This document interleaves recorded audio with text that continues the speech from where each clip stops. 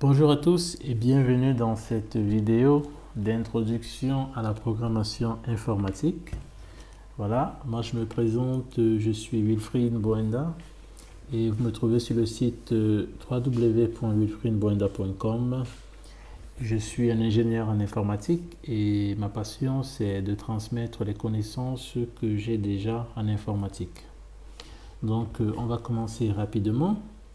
Alors, c'est quoi la programmation? La programmation, c'est tout simplement la liste des tâches qui permet de créer un programme informatique. Et c'est quoi un programme informatique? Un programme informatique, c'est une liste de tâches que l'ordinateur exécute. Donc, cette liste de tâches d'un programme, généralement, est écrite en un langage particulier qu'on appelle langage de programmation. Et cela signifie donc qu'un programmeur, donc celui qui fait le métier de la programmation, il a besoin de connaître au moins un langage de programmation pour écrire des programmes. Ok? Il y a aussi un concept important en programmation qu'on appelle logiciel. Ça, c'est un concept un peu plus connu du monde entier, dont des personnes qui ne sont pas des programmeurs. Un logiciel, c'est quoi? Un logiciel, c'est tout simplement un ensemble de programmes qui permet, n'est-ce pas, d'exécuter les activités d'un utilisateur. On va voir quelques exemples pour pouvoir comprendre mieux ce concept de logiciel. Commençons par voir les logiciels les plus connus dans le monde. On a par exemple Microsoft Word, qui est un logiciel qui permet, n'est-ce pas, d'écrire des textes et de les éditer, de corriger des fautes. C'est un programme vraiment complet. Et ça fait beaucoup de choses en ce qui concerne l'écriture des textes. Beaucoup utilisé dans le monde entier pour les personnes qui utilisent les ordinateurs Windows. Donc ce logiciel Microsoft Word permet à des programmes, n'est-ce pas, qui permettent de réaliser les activités de l'utilisateur. Bon, une activité pourrait être simplement écrire un texte, une autre activité pourrait être corriger les erreurs d'orthographe de ce texte. On en passe. Il y a aussi Facebook par exemple, qui est un logiciel très connu, qui s'utilise directement sur Internet. Il suffit d'aller sur le site www.facebook.com et vous pourrez utiliser le logiciel Facebook. On a aussi le logiciel WhatsApp. C'est un logiciel qu'on appelle en réalité application parce que c'est une application pour smartphone, donc pour téléphone mobile. On en a pour les téléphones Android, pour les téléphones aussi Apple, donc pour les iPhones. Ensuite, on a un dernier logiciel qui est aussi très connu et très utilisé, c'est Adobe Reader. C'est un logiciel qui te permet de lire les fichiers PDF. Il en existe généralement sur des ordinateurs Windows. Donc voilà un peu les logiciels et c'est exactement ce que les programmeurs créent. Les programmeurs créent des logiciels et pour créer ces logiciels, ils doivent écrire des programmes, comme on a vu plus tôt. Un logiciel, c'est tout simplement un ensemble de programmes qui résolvent des activités d'un utilisateur. Donc, on va passer à la suite. Maintenant, nous allons voir les phases de réalisation d'un logiciel. Alors, la première phase est celle de l'analyse d'un problème. Pourquoi? Parce que tous les logiciels que nous connaissons répondent, n'est-ce pas, à un problème, répondent, n'est-ce pas, à un besoin que les utilisateurs ont. Par exemple, WhatsApp répond au besoin de comment envoyer un message à mes proches en utilisant mon téléphone mobile, mon téléphone portable et sachant que j'ai Internet et c'est tout ce que j'ai. J'ai Internet sur mon téléphone et je veux envoyer des messages à mes proches ou les appeler et j'ai juste mon téléphone et Internet. Comment faire? La réponse c'est WhatsApp. Donc, tout logiciel est la réponse à un problème. Donc, pour créer un logiciel, on commence par analyser un problème. La deuxième étape, c'est trouver une solution à ce problème. Une fois qu'on a trouvé la solution à ce problème, dans le cas de WhatsApp, par exemple, c'est utiliser Internet comme moyen de communication pour pouvoir envoyer des messages et pour pouvoir faire des appels téléphoniques gratuits. Et on a donc trouvé cette solution. Il faut maintenant écrire cette solution. Il faut la matérialiser. Il faut transformer la solution d'une idée, n'est-ce pas, à quelque chose de réel. On le fait en écrivant, n'est-ce pas, un programme ou plusieurs programmes, comme on a vu plus tôt. Le logiciel est un ensemble de programmes. Donc on va écrire un programme ou plusieurs programmes. Et ces programmes-là, n'est-ce pas, vont être exactement la transcription de notre solution. Une fois qu'on a écrit notre programme, il faudra le tester. Il faudra le tester parce que on veut voir si effectivement notre programme final, donc notre logiciel final, en testant les différents programmes de notre logiciel final, on aimerait savoir si le logiciel final réussit à résoudre le problème qu'on s'est posé au départ. Donc ça, ce sont les phases de réalisation d'un logiciel qui sont importantes à savoir. Passons à la suite. Maintenant, nous allons voir les similitudes qu'il existe entre un programme et les recettes de cuisine. Sur la gauche, vous pouvez voir qu'on a une recette de cuisine. Donc, dans les recettes de cuisine, on a généralement des ingrédients et ensuite qui vont servir, n'est-ce pas? Des ingrédients, ce sont des éléments qu'on prend au départ avant de cuisiner. Et ces ingrédients vont nous servir, n'est-ce pas, pour préparer notre repas. Une fois qu'on a les ingrédients, il va falloir suivre des étapes. Donc, il va falloir suivre des étapes et à chaque étape, on va faire quelque chose et à la fin, on aura notre repas. Voyez-vous, les programmes sont écrits un peu comme les recettes de cuisine. Donc, voyons un peu ces similitudes. Alors, les ingrédients correspondent à des éléments qui seront utilisés au début de notre programme. On les appelle généralement des éléments de input, dont les éléments d'entrée. Ce sont des éléments qui vont nous servir avant le programme. Donc, au début du programme, ces éléments sont définis. Ensuite, le programme est fait d'une liste de tâches, comme on a dit tout à l'heure dans la définition d'un programme, une liste de tâches que l'ordinateur va exécuter. La liste de tâches, les tâches ici, n'est-ce pas, correspondent aux étapes dans une recette de cuisine. Donc, voilà les similitudes que l'on a entre un programme et une recette de cuisine, dont les ingrédients sont des éléments qui vont être utilisés dans le programme, les tâches sont les étapes. On va passer à la suite. Alors, maintenant nous allons voir les outils d'un programmeur. Donc, pour programmer, tout programmeur a besoin d'utiliser certains éléments indispensables pour bien faire son travail. Alors, le premier outil, c'est une feuille de papier. Donc, on a besoin d'une feuille de papier. Pourquoi? Parce que sur ces feuilles de papier, on va écrire la solution à notre problème. Le programme que l'on écrit sûrement résout un problème ou un sous-problème, un problème plus grand. Et on a besoin d'écrire cette solution sur une feuille de papier. Le deuxième outil du programmeur, c'est un ordinateur. Bien sûr, l'ordinateur est fondamental. Ça aurait dû être l'élément numéro 1 de cette liste. Parce qu'un programmeur sans ordinateur, c'est comme un photographe sans appareil photo. Sans ordinateur, le programmeur ne peut pas faire son travail. Ensuite, on a un éditeur de texte.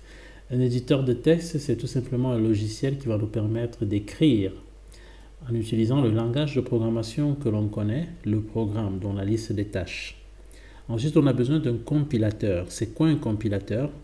Voilà, un compilateur, c'est un outil qui permet de voir, n'est-ce pas, de voir le programme, de prendre le programme et ensuite de corriger, par exemple, des erreurs de sémantique ou des erreurs de syntaxe. Et ce compilateur permet aussi, après avoir corrigé ces erreurs, de pouvoir transformer, n'est-ce pas, transformer notre programme dans la liste des tâches du langage de programmation dans lequel il a été écrit en un autre langage appelé code objet. C'est un langage qui est compréhensible par l'ordinateur.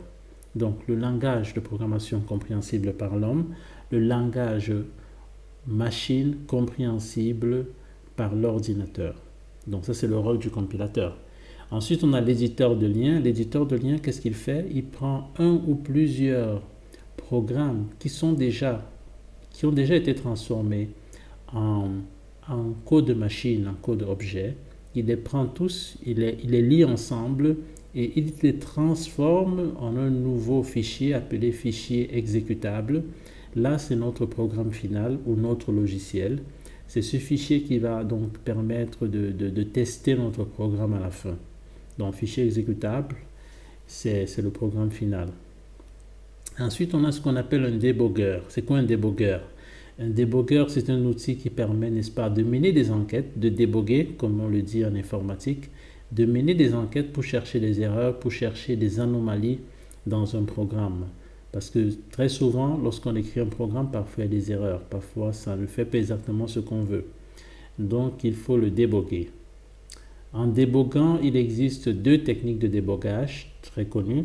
On a par exemple la technique appelée ligne par ligne. C'est une technique qui permet, n'est-ce pas, d'exécuter un programme en s'arrêtant à chaque ligne, pour ne pas dire en s'arrêtant à chaque tâche, et en vérifiant, n'est-ce pas, en regardant, n'est-ce pas, en enquêtant pour voir s'il y a des choses qui ne vont pas bien. Pour revenir à notre métaphore des recettes de cuisine, supposons qu'on a cuisiné un repas et le repas est trop salé. Donc, le fait que le repas soit trop salé, c'est une erreur pour nous. Donc, on a envie de déboguer pour savoir pourquoi est-ce qu'il y a trop de sel. On va utiliser la méthode de débogage de ligne par ligne. Et donc, ce qu'on va faire, c'est qu'on va cuisiner le repas, mais en réalité, on va s'arrêter à chaque étape de la recette. À chaque étape, on s'arrête pendant qu'on est en train de cuisiner et on va vérifier quel est le niveau du sel pour savoir s'il y a trop de sel ou pas assez de sel. Comme ça, on va pouvoir localiser l'étape exacte où le sel a débordé dans notre cuisson. Et ça va nous permettre donc de résoudre le problème en utilisant cette technique de débogage de ligne par ligne. Il existe une autre technique de débogage appelée technique de stop. Donc la technique de stop nous demande, n'est-ce pas, de déboguer en s'arrêtant à un point exact de notre programme, c'est-à-dire en s'arrêtant à une tâche particulière de notre programme. Donc en revenant sur notre repas, sur notre cuisson, si on veut savoir, n'est-ce pas, pourquoi est-ce qu'il y a trop de sel, on pourrait par exemple utiliser cette technique de débogage de stop. Et on va décider par exemple qu'on va s'arrêter à l'étape 5 parce que c'est l'étape où il faut doser le sel.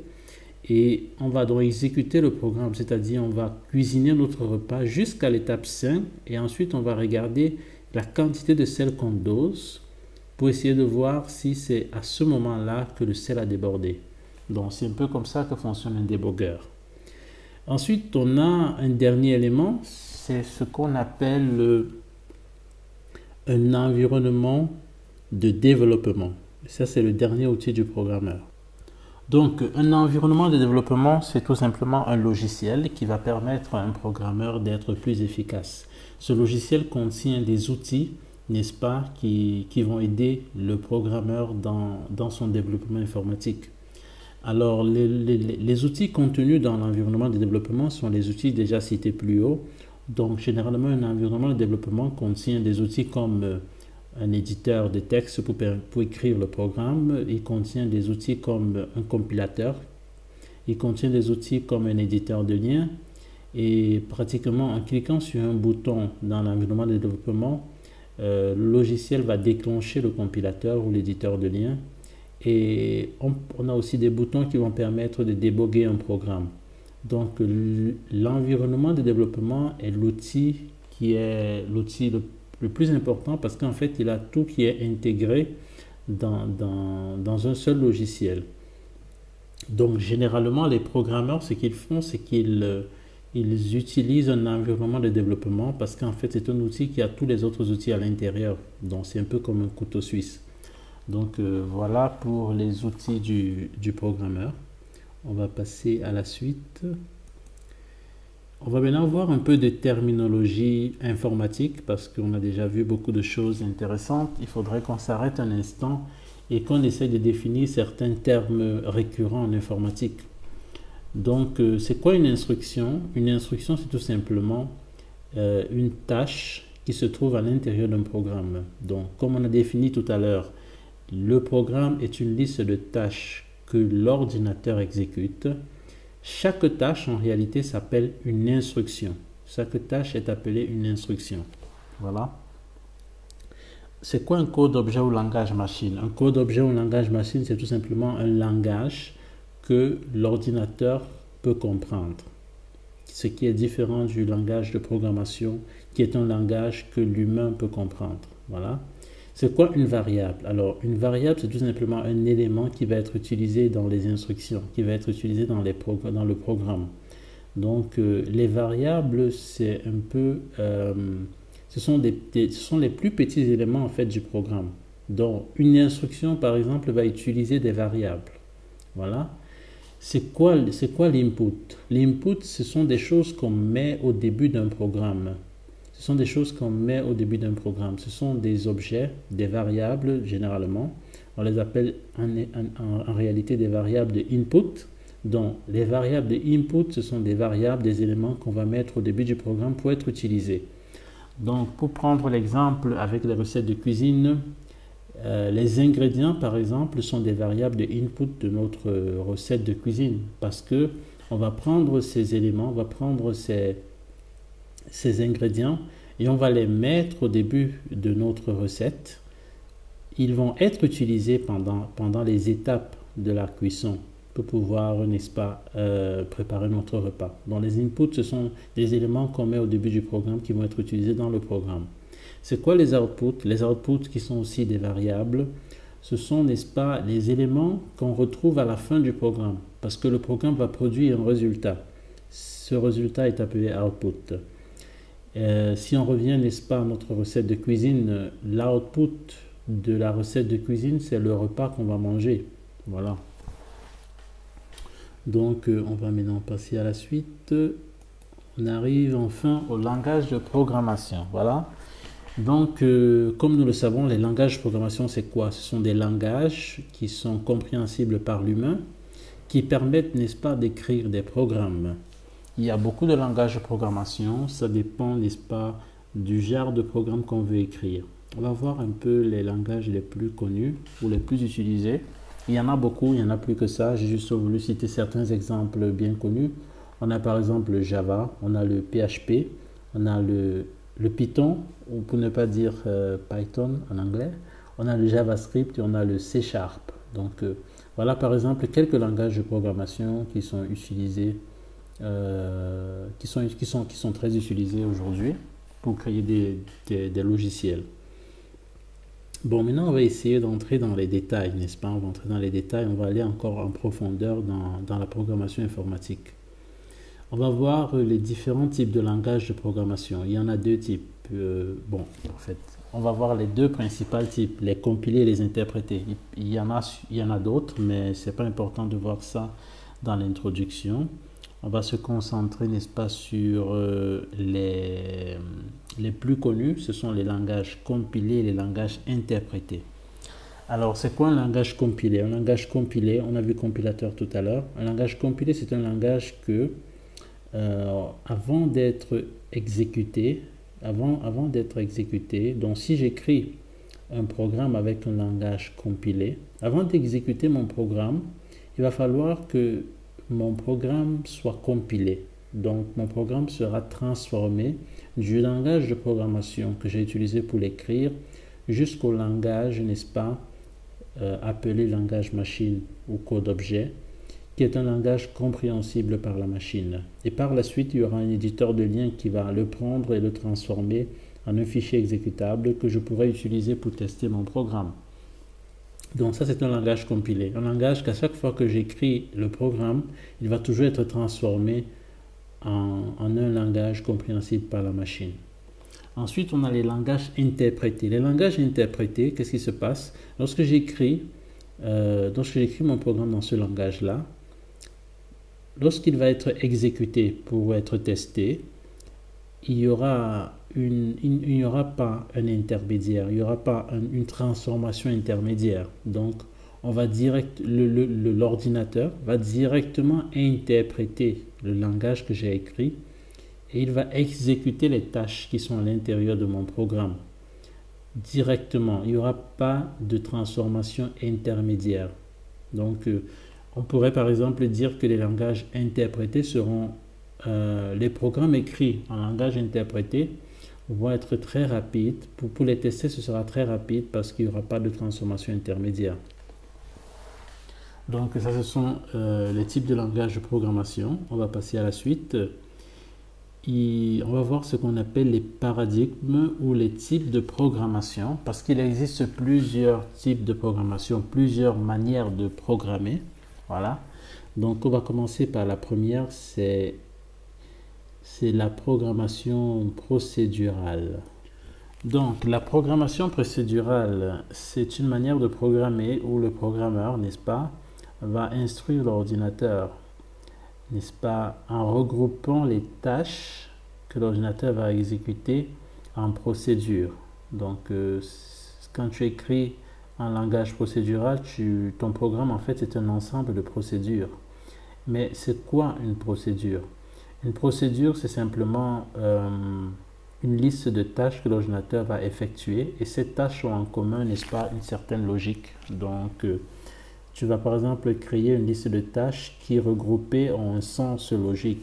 Donc, par exemple, pour revenir à notre métaphore sur les recettes de cuisine, on va par exemple dire que il va falloir préparer, par exemple, on va cuisiner du poulet rôti, et il y a une procédure qu'on va appeler, n'est-ce pas, assaisonnement du poulet. Cette procédure, assaisonnement du poulet, contient plusieurs étapes en fait. Ce n'est pas une seule étape. L'assaisonnement, c'est plusieurs étapes qu'on a regroupées. Donc, c'est une étape qui va contenir, n'est-ce pas, prendre différents ingrédients et les découper, et ensuite les écraser, et ensuite les mettre à certains endroits dans le poulet pour l'assaisonner. Donc voilà, l'assaisonnement, c'est donc une procédure parce que ce n'est pas une étape, mais c'est un ensemble d'étapes. Donc dans notre programme, on aura des procédures qui seront des ensembles de tâches. Donc ça, c'est pour ce qui est de la programmation procédurale. Nous avons aussi la programmation OOP, ou encore appelée programmation orientée objet. Alors, la programmation orientée objet, c'est la programmation où le programmeur va instruire l'ordinateur sur ce qu'il doit faire en regroupant les tâches, n'est-ce pas, en objets. Mais c'est quoi un objet? Un objet, n'est-ce pas, qui est encore appelé une classe, c'est un élément, n'est-ce pas, qui va définir à l'intérieur de soi-même ses caractéristiques et son comportement. Donc c'est ça une classe, c'est ça un objet. On va pas trop entrer dans les détails ici, on va continuer. Si quelqu'un est intéressé et veut des détails, il pourra, n'est-ce pas, écrire dans un commentaire, poser sa question. Ou simplement aller sur Internet et regarder les détails sur la programmation orientée objet, peut-être s'acheter un livre sur ça ou lire un article sur Internet qui en parle. Donc voilà. On passe maintenant à la programmation fonctionnelle. C'est quoi la programmation fonctionnelle?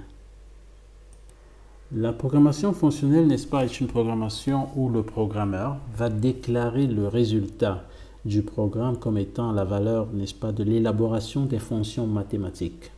Donc, c'est ça la programmation fonctionnelle. Pour la faire, il faut être une personne qui aime beaucoup les mathématiques.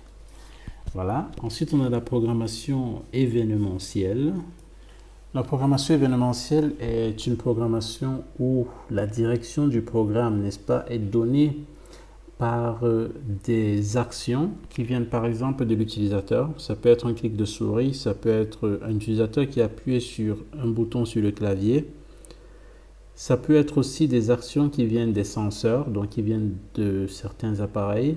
Ça peut être aussi des actions qui viennent de d'autres programmes, n'est-ce pas? Donc c'est ça un peu la programmation événementielle. En fait, ce sont des événements, n'est-ce pas, qui dirige la direction du programme, qui dirige le programme vers le résultat final. Donc voilà, ça c'est pour ce qui était des paradigmes et des types de programmation. Voilà, nous avons fini cette vidéo sur l'introduction à la programmation informatique. J'espère que j'ai été assez clair et j'ai été assez simple sur ces concepts de base de la programmation informatique. Et je vous remercie de votre attention et d'avoir suivi cette vidéo jusqu'à la fin. Donc, pour ceux qui sont intéressés à me connaître et interagir avec moi, je m'appelle Wilfried Bwenda, je suis ingénieur informaticien. Vous pouvez me trouver, n'est-ce pas, sur le site www.wilfriedbwenda.com qui en ce moment est encore en construction, mais en patientant, vous pouvez me trouver aussi sur Facebook. J'ai une page Facebook, vous cherchez Wilfried Bwenda sur Facebook et vous allez me trouver. Donc voilà, N'oubliez pas de vous inscrire sur le canal YouTube si vous voulez avoir d'autres vidéos sur la programmation informatique. Voilà, merci et à bientôt.